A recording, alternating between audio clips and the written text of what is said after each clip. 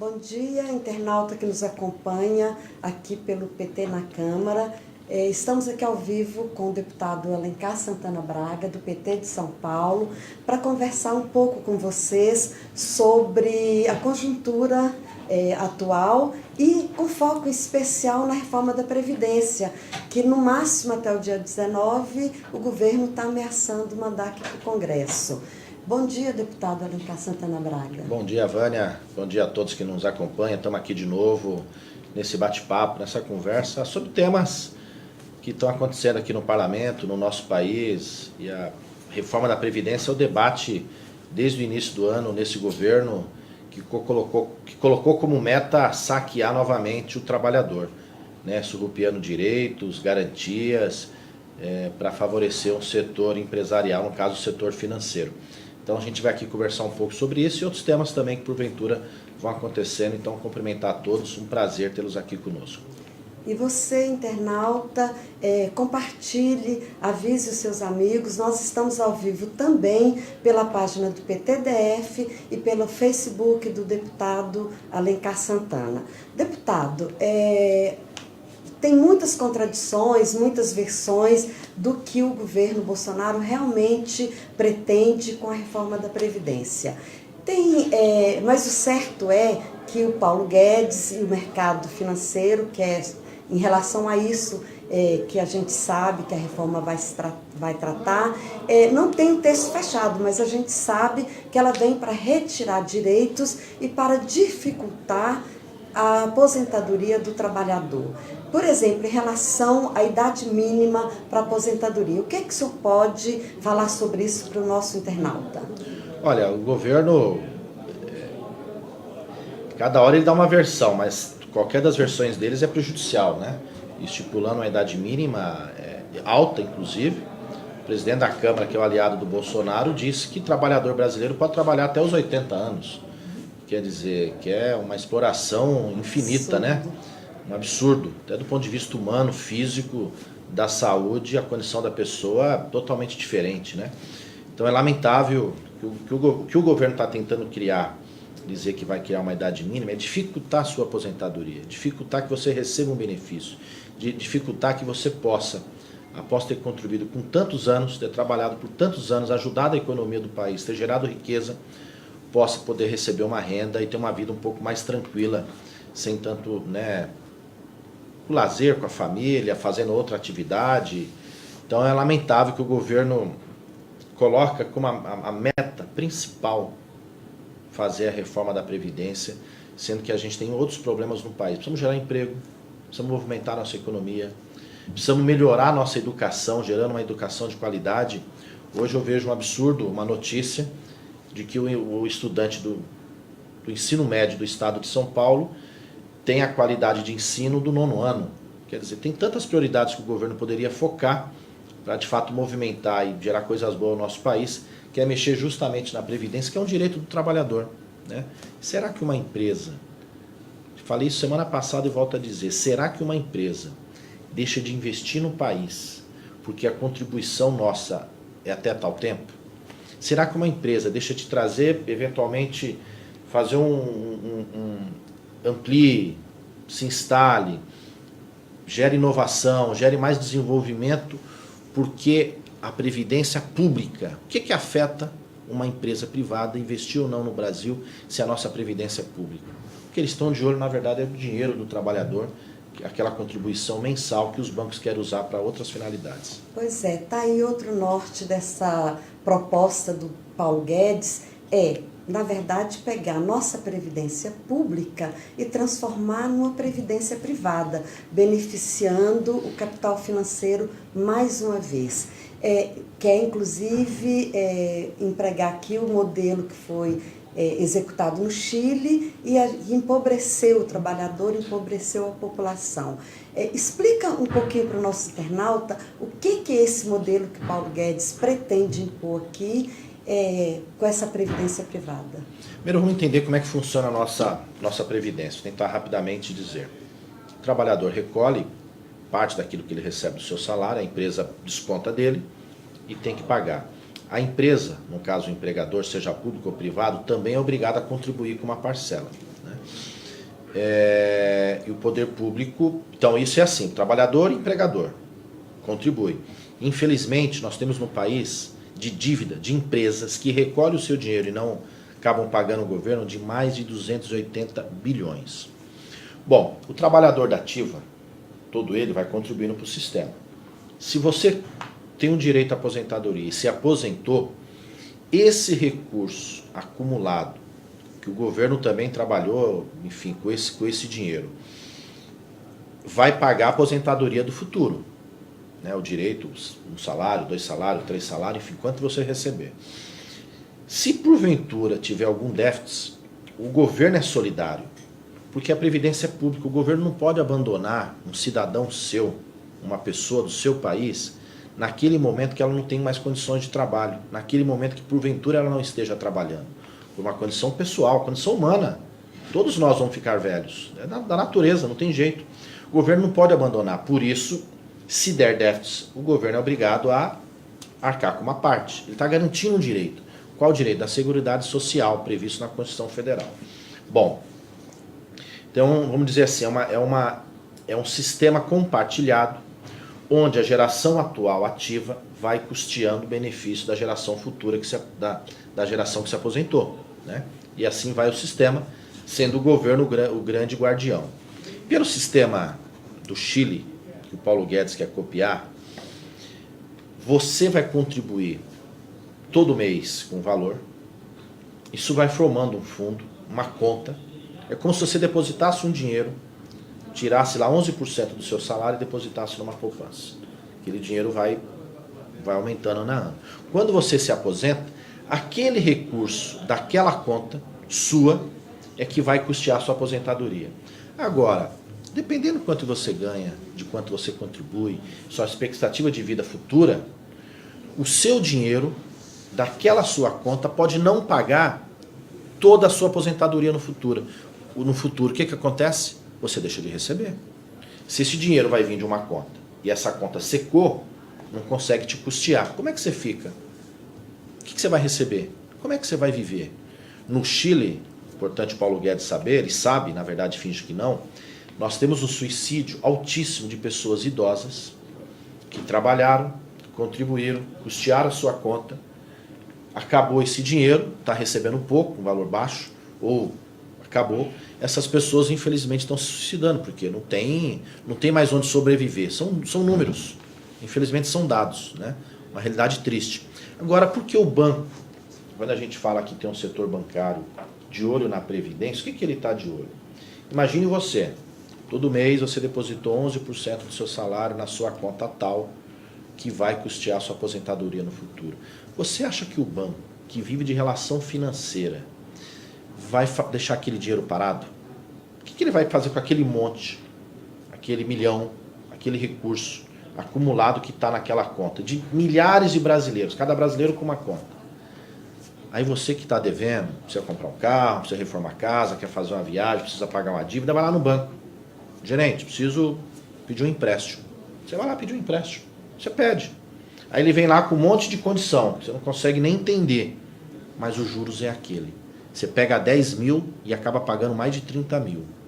Sabe com qual dinheiro ele vai te emprestar? O seu dinheiro depositado naquela conta do INSS, para a sua aposentadoria, no dinheiro do seu familiar, do seu irmão, do seu pai, da sua mãe, do seu amigo, do seu colega de trabalho, depositado em outra conta. Ele vai pegar aquele dinheiro, te emprestar, vai te cobrar juros. Esses juros ele vai receber, que não vai para a sua conta, vai para ele banco, aí é do banco.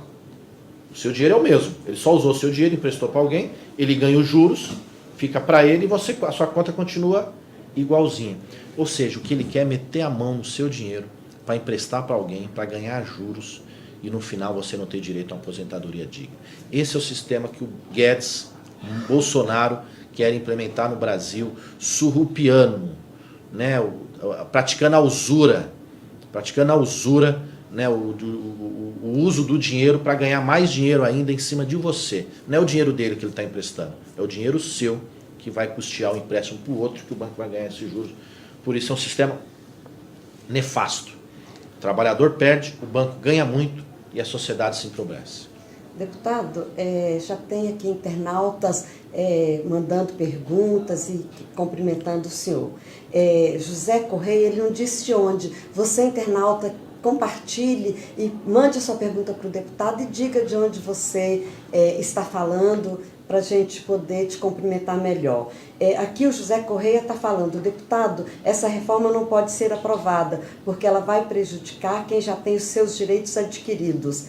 15/55 anos para poder aposentar. Então, está exigindo um tempo mínimo de contribuição e exigindo também uma idade mínima, que não está definido, mas já é certo. Hoje não existe essa idade mínima, mas o governo já confirmou, vai ter idade mínima sim para aposentar. Acima de 60, é o que eles querem.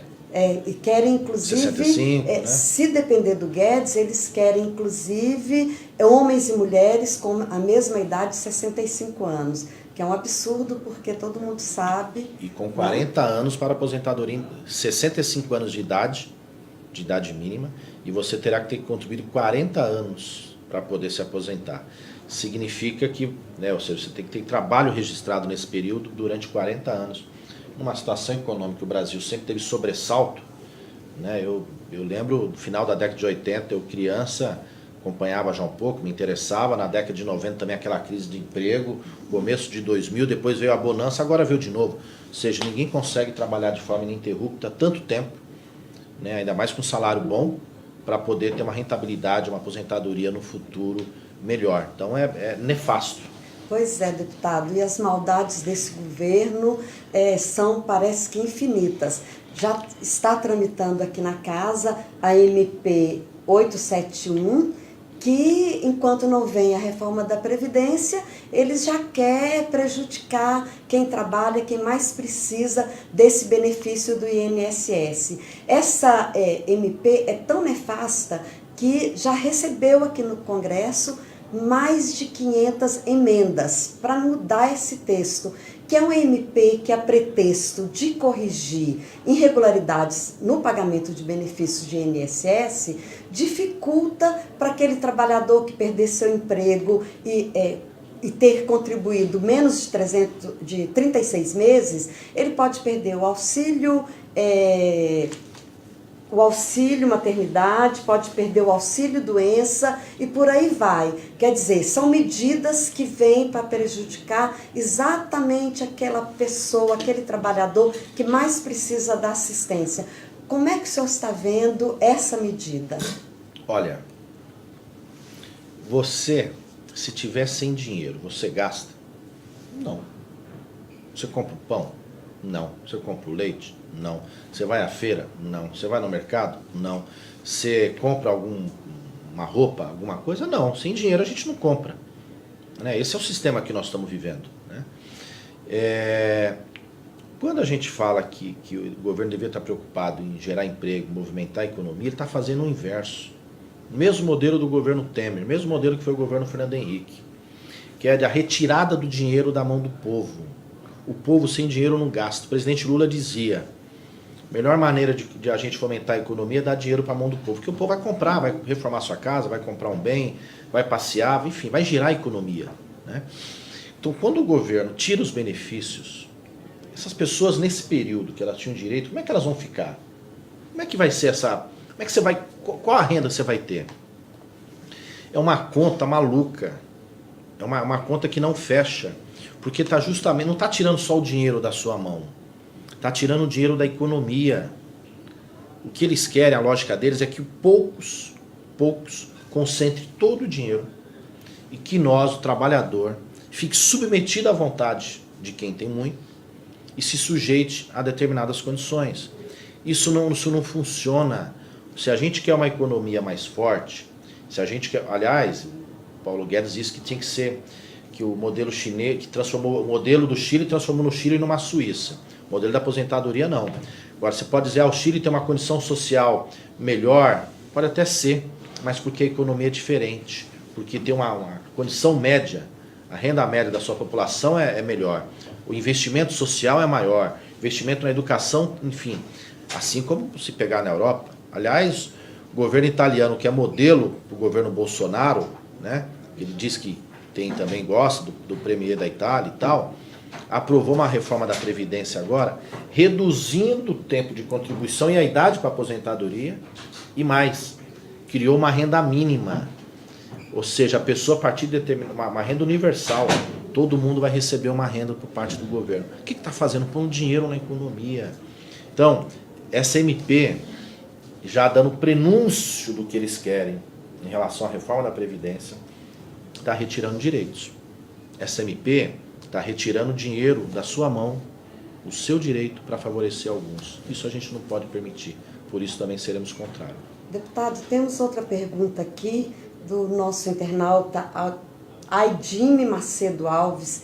Ele pergunta para o senhor, por que o governo não vai cobrar as empresas que devem para a Previdência? Que a gente sabe que é imenso, são principalmente aquelas empresas maiores, recolhe do trabalhador e não repassa para o governo, não repassa para a Previdência. Então a pergunta aqui do nosso internauta é, por que o governo não cobra, não fiscaliza esse déficit previdenciário? Porque tem conluio, porque esse é o setor que ele defende, é o setor que ele quer agradar, significa que claramente que ele... Aldair, né? Aidime. Obrigado pela pergunta. O que ele quer está defendendo o setor empresarial.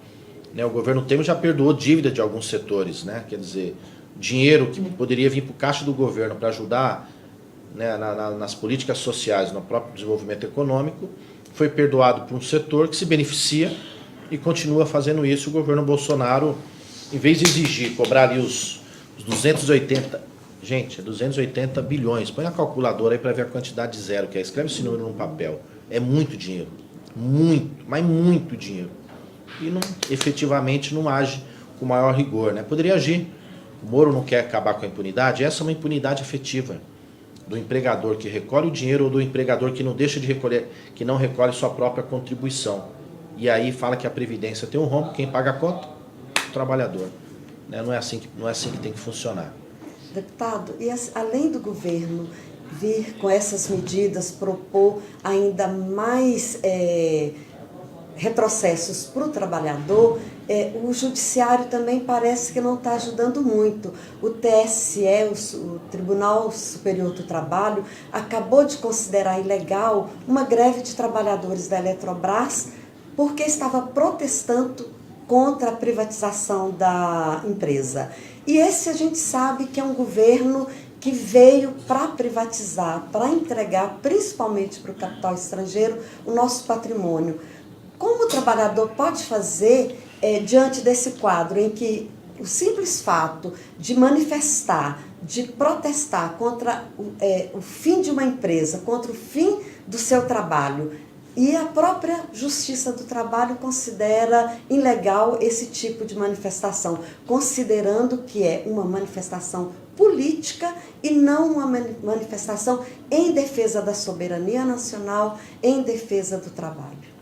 Pois é, lamentável. O próprio tribunal jogando contra a Constituição, né, e direitos sagrados, né, que é o direito de manifestação. A parte do judiciário, infelizmente, rasgou nossas leis, nossa Constituição e alguns entendimentos que diria que são até pacíficos na nossa sociedade, né? E o Superior Tribunal do Trabalho, Tribunal Superior do Trabalho, considerar ilegal uma greve que estava contra uma privatização, dizendo que aquilo não tem a ver com uma relação de trabalho. Ela tem a ver o quê? Olha a Vale do Rio Doce, que foi privatizada lá atrás. Olha a maneira como ela tratou as pessoas e também os trabalhadores no acidente de Mariana. Olha a maneira com que ela tratou instalando o seu refeitório no caminho de um eventual desmoronamento da barragem. Quantos trabalhadores foram vitimados, além da população local?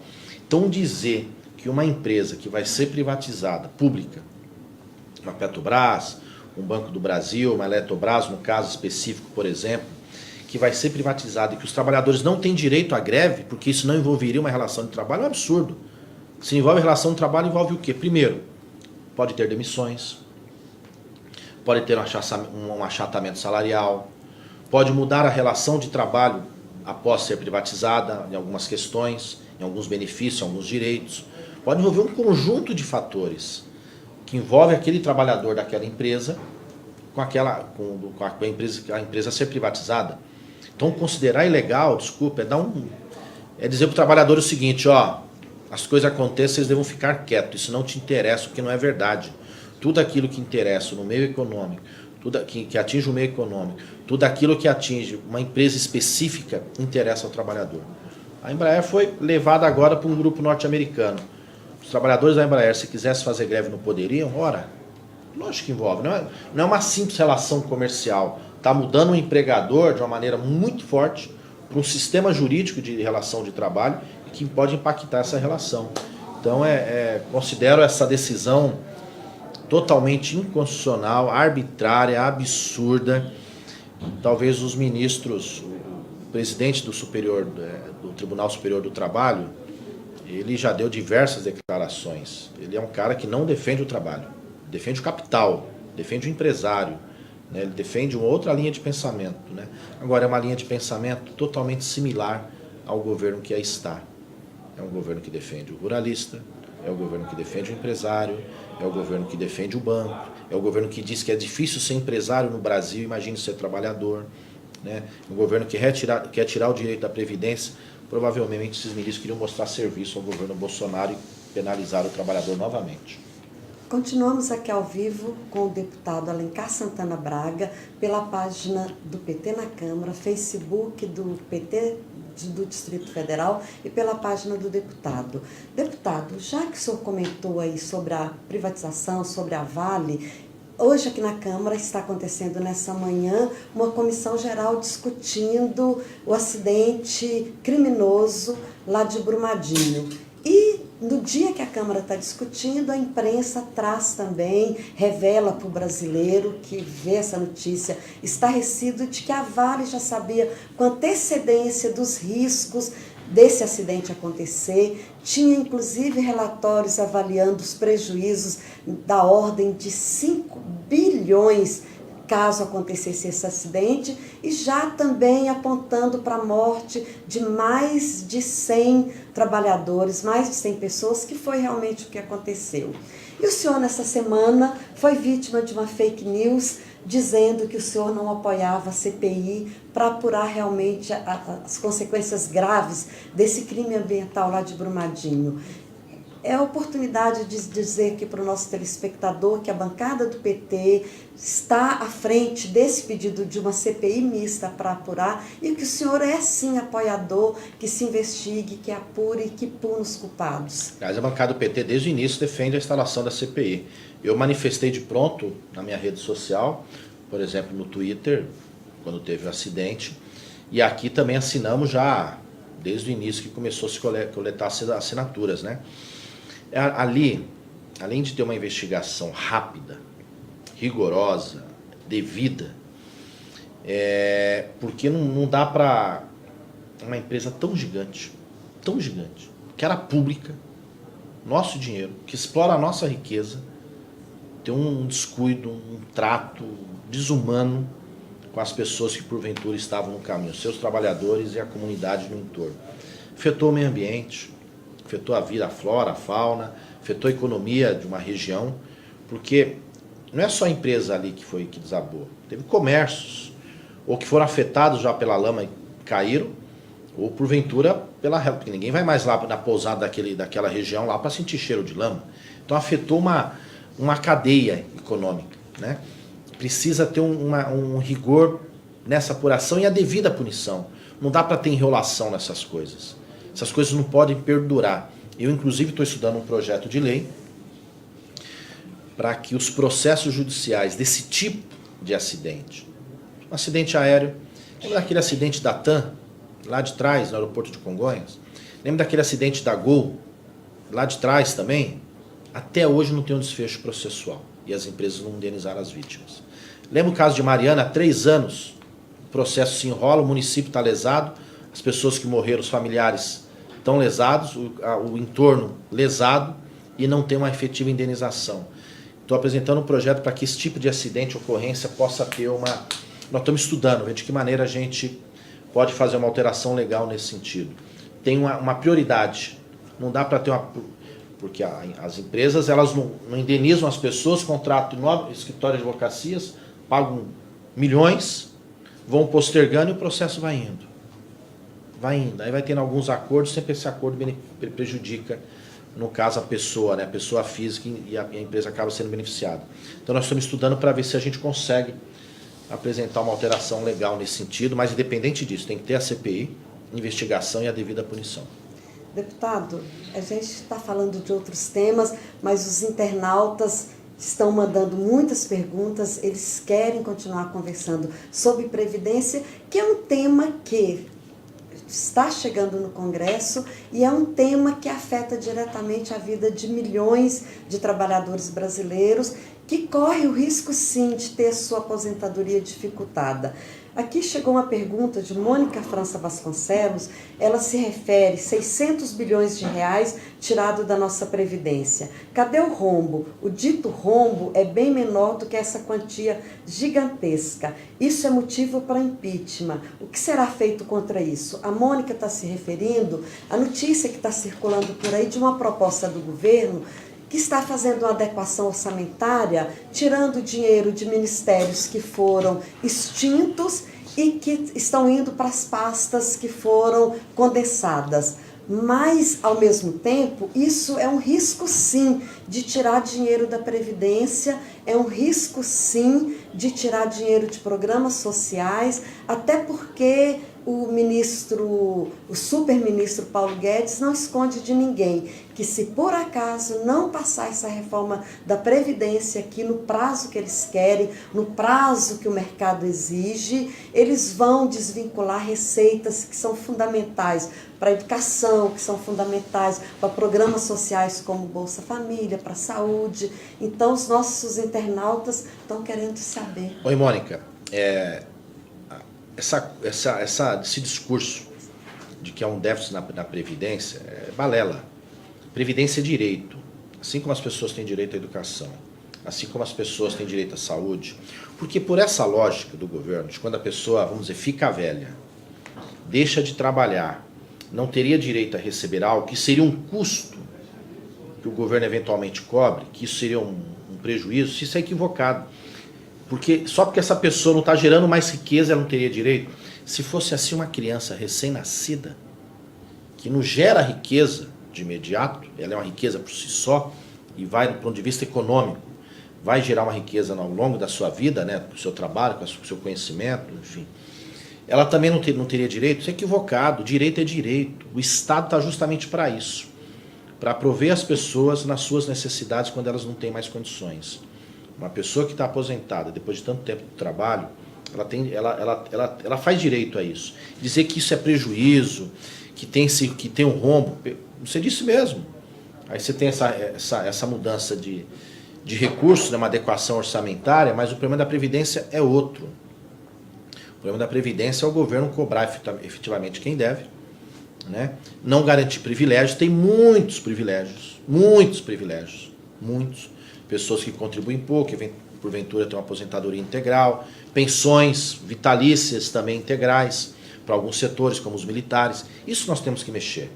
Nós temos que equacionar os privilégios, mas temos que garantir os direitos.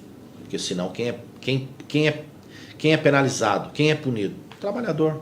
Imagina um trabalhador braçal da roça, conseguir trabalhar até 65 anos para se aposentar. Será que ele consegue naquele sol ficar com a força da sua força na enxada? E muitas vezes essas pessoas são contratos temporários, na safra. Quer dizer, ela fica desempregada um outro período. E aí, como é que fica? Para ter os 40 anos de contribuição, para esperar 65 anos. Então não dá, né? E o Estado vai abandonar essa pessoa à própria sorte? Lógico que não, né? Tem que garantir o mínimo para a sua subsistência. Deputado, muitos internautas aqui também pedindo Lula livre, pedindo mobilização. E hoje o PT comemora aqui na Câmara, tem um ato às 15 horas sobre os 39 anos desse partido que mudou tanto a vida dos brasileiros. Então a gente gostaria de encerrar esse bate-papo nosso aqui com o senhor mandando a mensagem por esses 39 anos do PT e convidando quem ainda puder participar do ato às 15 horas no Nereu Ramos, dando continuidade às comemorações que começaram no sábado lá em São Paulo. Isso aí, estaremos PT, falei na semana passada, ele é um marco na história do Brasil, diria que até na história do mundo, de parte do mundo, que reconhece o Partido dos Trabalhadores, um dos maiores partidos de esquerda do mundo. E ser petista é um sentimento, né? É um jeito de ser, é um valor. Não importa se foi da década de 80, se é da década de 90, de 2000, agora mais recente. Diria que muita gente, inclusive, se filia ao PT, mesmo hoje, porque esse sentimento está presente contra a injustiça, pela liberdade, por mais direito, pelo reconhecimento daquilo que as pessoas são, reconhecimento dos povos, né, das diferenças. Isso é ser petista, né? E esse sentimento existe na sociedade. E quando a gente também fala da liberdade do presidente Lula, porque o presidente Lula é o símbolo maior. Um retirante, passou fome, um trabalhador, foi discriminado, sofreu bastante, batalhou, lutou, e assim foi construindo sua vida, defendendo o meio ambiente. Olha só a aberração o ministro do meio ambiente não reconheceu a luta do Chico Mendes, o ambientalista. O presidente Lula lá atrás militava com o Chico Mendes, defendia o meio ambiente, né, o jeito de viver daquelas pessoas naquela comunidade, no meio enfim, retirando a cola, vivendo da floresta, né? Então isso é ser petista, reconhecer essa diversidade nossa e lutar por mais justiça e por mais direitos. E o presidente Lula é o símbolo maior, e ele provou que é possível termos um Brasil diferente, um Brasil melhor. Ele provou, governou. Por isso essa gana, essa perseguição contra ele, porque ele descontentou muitos, ou melhor, poucos, que ganhavam muitos e que não querem que o povo tenha o mínimo. Lula não fez a revolução, mas ele permitiu que a gente galgasse um pouco mais a nossa vida, no mínimo que a gente levantasse a cabeça. Por isso, nesses 39 anos do PT, que vamos hoje aqui na Câmara Federal também fazer um ato hoje à tarde às 15 horas no Nereu Ramos, quem estiver aqui por Brasília participe, venha, quem não tiver também acompanhe pela rede social, é um marco que tem que ser pela liberdade do Lula. A liberdade do Lula significa a derrota desse modelo econômico que oprimir o nosso povo. Um forte abraço, pessoal. Obrigado. Obrigada, internauta. Obrigado, deputado Alencar Santana Braga. Até a próxima. Continuaremos aqui toda semana conversando com você, esclarecendo a conjuntura. Fique com a gente. Obrigada. Até a próxima. Obrigado, companheiros. Obrigado pela atenção. Obrigado, Vânia. Foi ruim não, foi bom.